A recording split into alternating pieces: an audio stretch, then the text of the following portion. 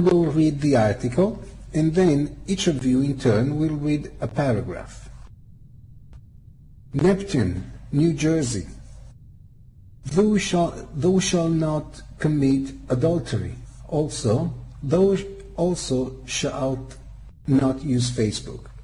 That's the edict from a New Jersey pastor who feels the two often go together. The Reverend Cedric Miller said 20 couples among the 1,100 members of his Living Word Christian Fellowship Church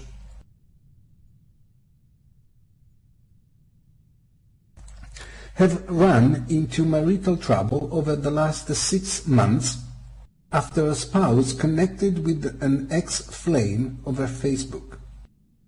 Because of the problems, he is ordering about 50 married church officials to delete their accounts with the social networking site or resign from their leadership positions.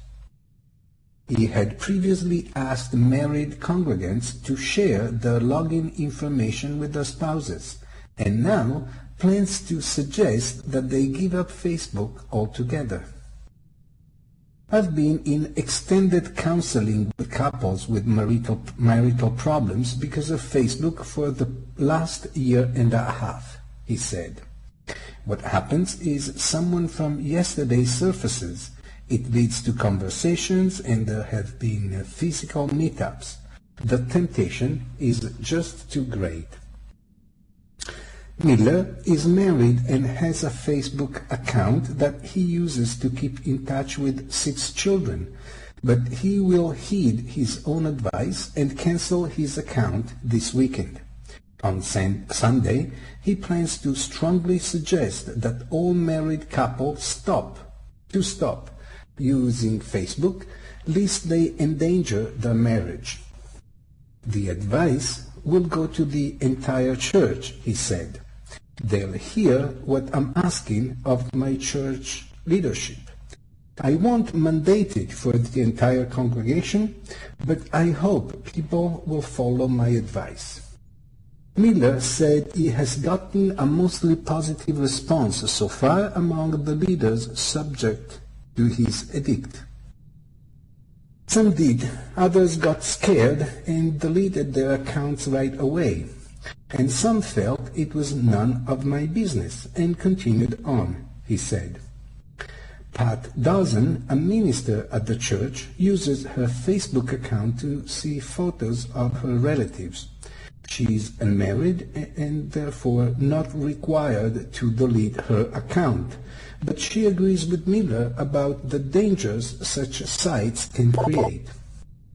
I know he feels very strongly about this, he said. It can be a useful tool, but it also can cause great problems in a relationship. If your spouse won't give you his or her password, you've got a problem.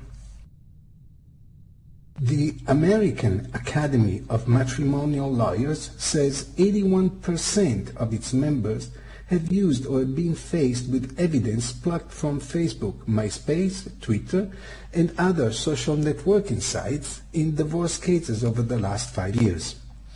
About 1 in 5 adults uses Facebook for flirting, according to a 2008 report by the Pew Internet and American Life Project. And a do-it-yourself divorce site in the United Kingdom, Divorce Online, reported late last year that the word Facebook was appearing in about 1 in 5 of the petitions it was handling. Miller says people use it as an opportunity to invite others to social gathering, to share scripture or talk about what went on at church, he said. Those are all positive, worthwhile things, but the downside is just too great.